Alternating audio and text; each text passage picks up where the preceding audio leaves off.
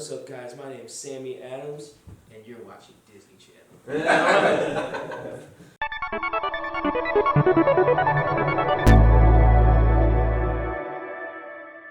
My name is Apollo XO. I'm a DJ producer from Chicago, Illinois. I was born and raised in Michigan. I moved to Chicago like 5 years ago just to pursue DJing on a higher level.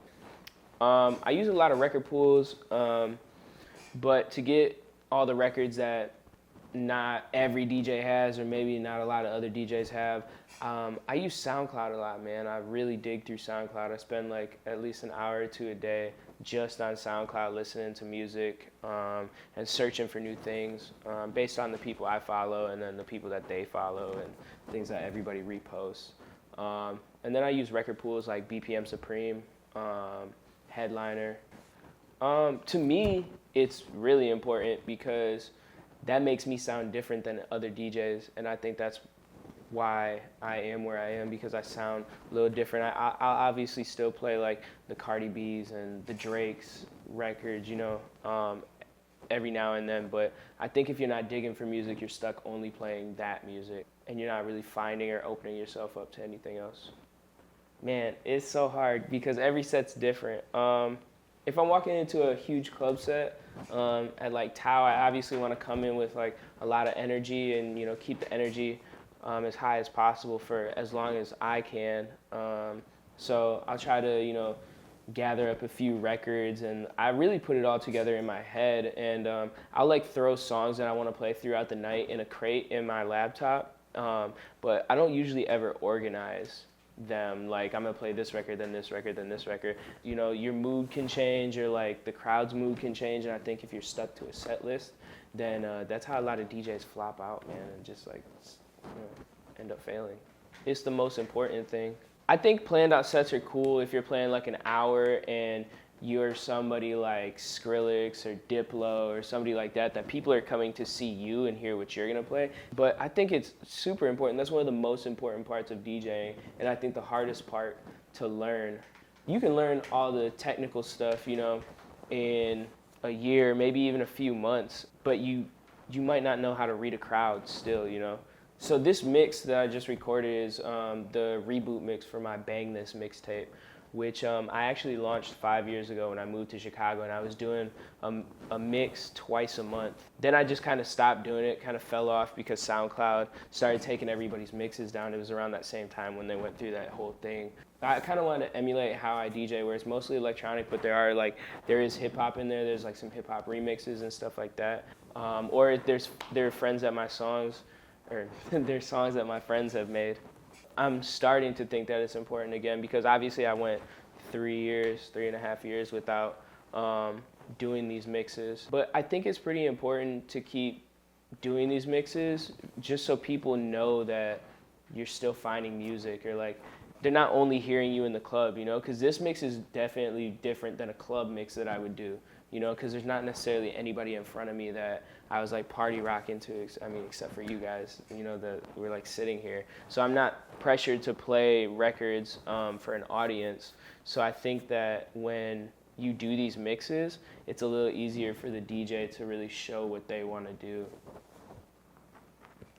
I don't know, like I'm so wish-washy on technical ability when it comes to like scratching and beat juggling and stuff like that. Like, it's cool to be able to do it. Not a lot of people can do it, but it's not the end-all be-all. Like, if you can't scratch, if you can't beat juggle, like, it's not the end of it. You know, you could still be super dope on song selection and really good at mixing, but if you don't know how to translate the technical ability into all that, then like it's just like, oh, you can scratch, that's cool.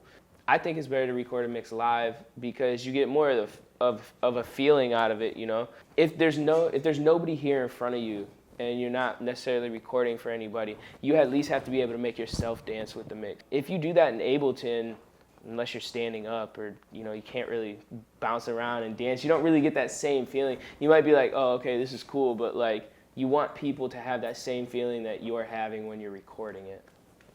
So I'm gonna shoot to do 1 a month, maybe 2 a month, and then like one that's just me, and then one that has maybe like a guest where we each do 30 minutes. I think that would be cool. But for right now, yeah, it's probably just gonna be one a month. I have a super nasty G House record coming out in 2 weeks. It's called All My People with Ferbs and Frankie Carrera. I made it, the original I made in my hotel room like 8 months ago in San Diego, and Frankie, I just had literally like a 4 on the floor kick, and Frankie was just like in the hotel room rapping.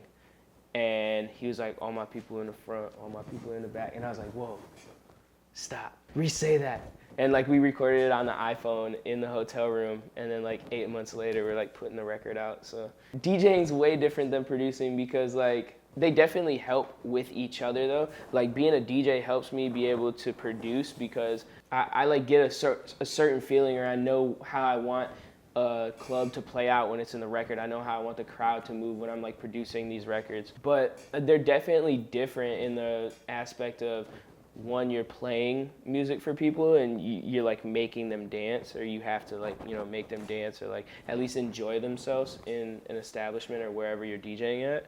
And then producing is just like you're in the studio nerding out, like just making music, designing wavetables and shit. Like Chicago's one of the best cities on the planet, man, for music, because we have so many different cultures and so many different styles of music, so many cool like producers and DJs that come out of Chicago. And LA is really just like more hip hop.